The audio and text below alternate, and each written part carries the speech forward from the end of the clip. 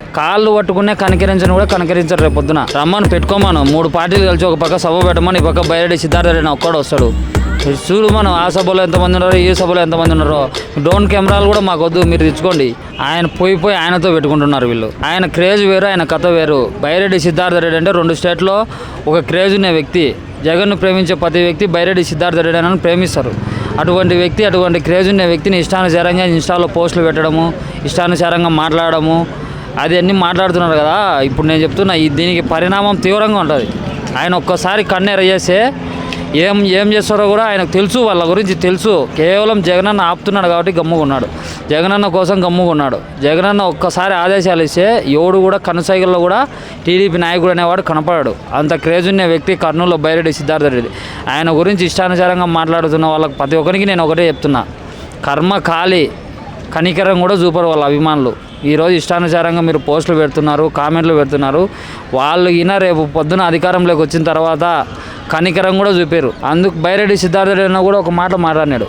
ఈరోజు ఏం మాట్లాడినాడంటే, ఈరోజు ఎవరైతే ఉంటారో కార్యకర్తలు కానీ, నాయకులు కానీ, సోషల్ మీడియాలో వాళ్ళు కానీ, ఎంతమంది ఎవరైతే కష్టపడుతున్నారో వీళ్ళందరికీ ఇంతగా కష్టపడుతున్నారు కాబట్టి పార్టీ ఎలక్షన్ జరిగిన నెల ముందర కొంతమంది నాయకులు డబుల్ గేమ్ ఆడేవాళ్ళు, సార్ మీ నాయన నుంచి ఉన్నాం సార్, మేము వస్తాం పార్టీలే కంటే మీరు తీసుకుంటే ఇప్పుడు కష్టపడిన వాళ్ళ పరిస్థితి ఘోరంగా ఉంటుందని చెప్పి బైరెడ్డి సిద్ధార్థ రెడ్డి అన్నాడు. చాలా మంచి మాట అది. అందుకే జగనన్న ఏం చేసినాడంటే, ఈరోజు ఎవరైతే పార్టీలో ఉంటారో, ఎవరైతే పార్టీలో కష్టపడతారో, ఎవరైతే నా కోసం పోరాడతారో వాళ్ళకే ప్రాధాన్యత ఉంటుంది తప్ప వేరే వాళ్ళకి ఎవరు వచ్చినా కూడా వాళ్ళని గెట్అవుట్ అని బయటికి పంపించడం తప్ప జగనన్న ఎప్పుడో చెప్పినాడు. రమ్మని పెట్టుకోమను 3 పార్టీలు కలిసి ఒక పక్క సభ పెట్టమని, ఈ పక్క బైరెడ్డి సిద్ధార్థ రెడ్డి ఒక్కడు వస్తాడు.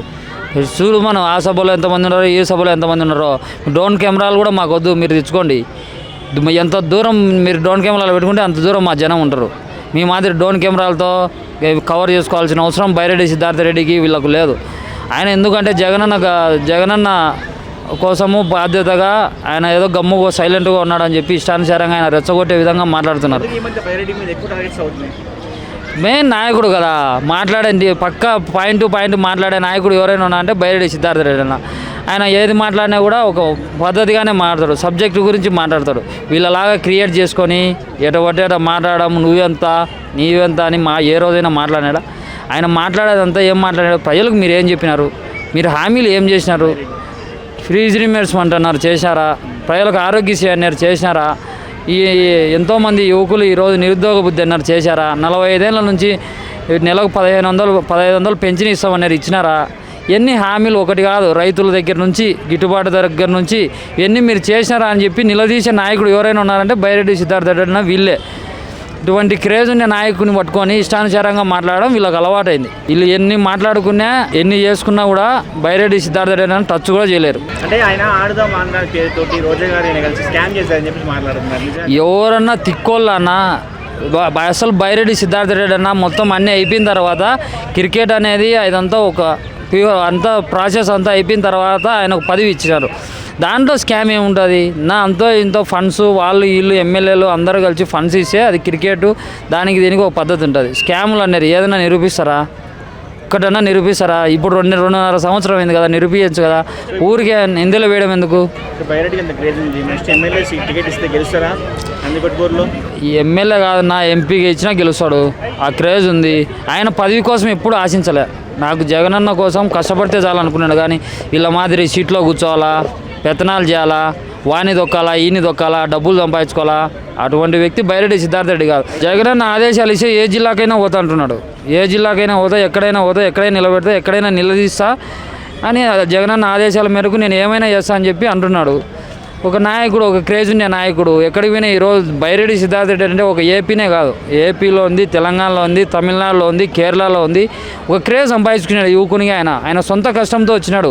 వీళ్ళ మాదిరి తల్లిదండ్రులతోనో డబ్బులు కట్టలతోనో రాజకీయాల్లోకి వచ్చిన వ్యక్తి కాదు. ఒక క్రేజు అందరూ అభిమానులు గుండెల్లో సంపాదించుకున్నాడంటే సామాన్యమైన విషయం కాదు. ఆయన అభిమానించే వాళ్ళు చాలా మంది ఉన్నారు. ఇదే హైదరాబాద్లో కొన్ని వేల మంది ఉన్నారు. మేము తిరుగుతున్నాం కాబట్టి అర్థమవుతుంది. ఆయన డైలాగ్ చెప్పారు ఒకప్పుడు, మీరు మా ప్రభుత్వం వచ్చాక పోలీస్ స్టేషన్లో మేమే ఉంటాం, ఎక్కడైనా మేమే ఉంటాం, తప్పించుకోలేదు, మీరు హాస్పిటల్లో కూడా మేమే ఉంటాం అని చెప్పేసి మాట ఐడియా ఉంది మీకు? ఉంది. అది కరెక్టే, ఎవరిని వదిలిపెట్టాడు. నేను అదే చెప్తున్నా కదా, కాళ్ళు పట్టుకునే కనికరించని కూడా కనికరించరు రేపు పొద్దున. మేము రాజశేఖర రెడ్డి ఉన్నప్పటి నుంచి మేము అభిమానులము, మేము చిన్నప్పటి నుంచి మాకు ప్రేమ ఉంది అని సానుభూతి చూపించి ఏడ్చే వాళ్ళని కూడా వదిలిపెట్టే ప్రసక్తే ఉండదు. ఈరోజు ఎవడైతే ఎన్ని దౌర్జన్యాలు చేస్తారో, ఎన్ని అక్రమాలు చేస్తారో, ఎవరైనా మాట్లాడితే ఎన్ని దారుణంగా ఏ విధంగా మాట్లాడతారో వాళ్ళకి ఖచ్చితంగా తీర్మానం ఖచ్చితంగా ఉంటుంది. ఫైనల్ క్వశ్చన్, వైరెడ్డి సిద్ధార్థ రెడ్డి కూటమి ప్రభుత్వానికి భయపడుతున్నాడా అంటే మీరు ఏమంటారు? భయపడే వ్యక్తి అయితే ఏమన్నా మూలన కూర్చున్నాడా? ప్రజల్లో కింగ్గా తిరుగుతున్నాడు కదా. ఇంతే మేము కాన్వేలు కూడా లేవు. బైరెడ్డి సిద్ధార్థ ఉండే 2 కార్లలోనే పోతాడు, 2 కార్లలోనే వస్తాడు. సింహం మాదిరిగా తిరుగుతున్నాడు కర్నూలులో. మీ మాదిరి కాన్వేలు, మీ మాదిరి ఫోటో కాల్ లేదు, ఏం లేదు.